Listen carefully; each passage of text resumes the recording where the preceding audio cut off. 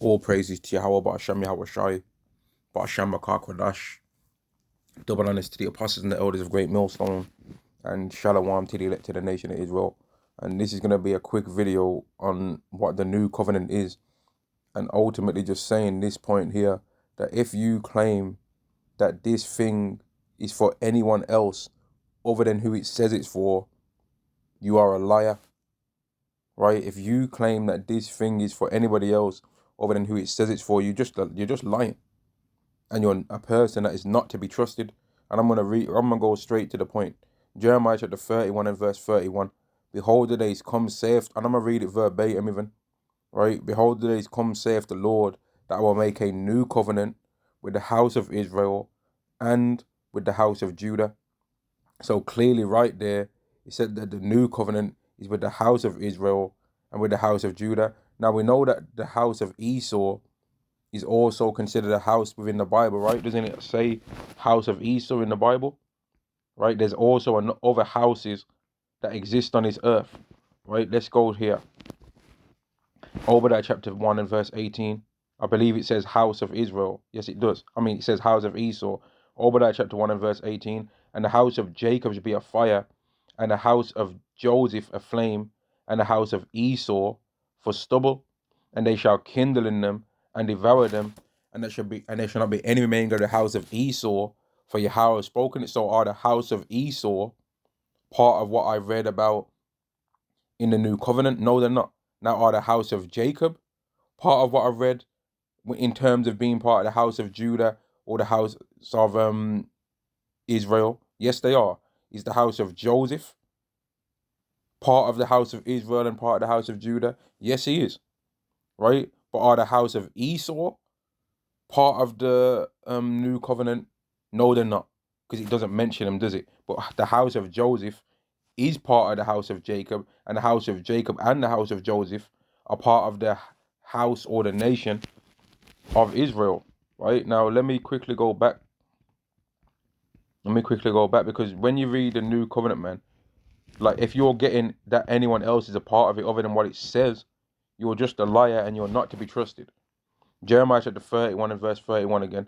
Behold, the days come, saith Yahweh, that I will make a new covenant with the house of Israel and with the house of Judah. Now, I already just showed that there's a house of Esau as well that exists on this earth. Are they going to be a part of this?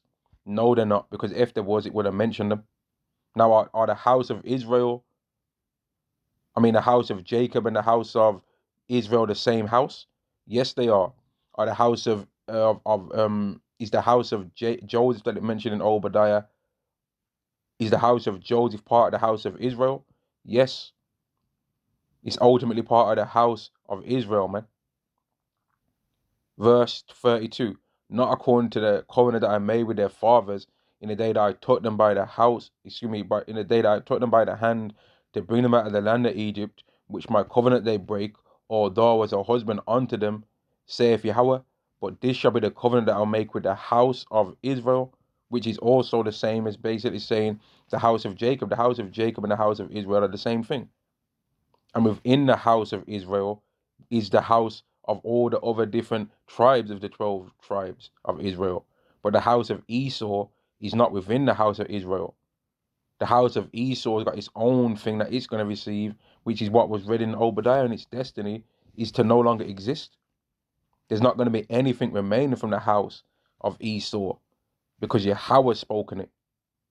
And it doesn't matter how many Israelites that love Esau, so-called desire for Esau to be in a joint covenant with everyone, with us. That doesn't exist.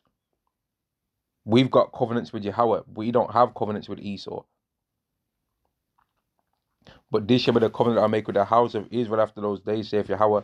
I'll put my law into their inward parts and write it in their hearts, and I will be their God, and they shall be my people, and they shall teach no more every man his neighbor, and every man his brother, saying, Know Yahweh, know the Lord, for they shall all know me, from the least of them unto the greatest of them, saith the Lord, for I will forgive them for their iniquity. For I will forgive their iniquity. I remember their sin no more. So the Israelites are not cast away. The Israelites have been forgiven for their sins. This talk of the Israelites being cast away is because these nations hate our guts and don't want us to be no longer a nation before them.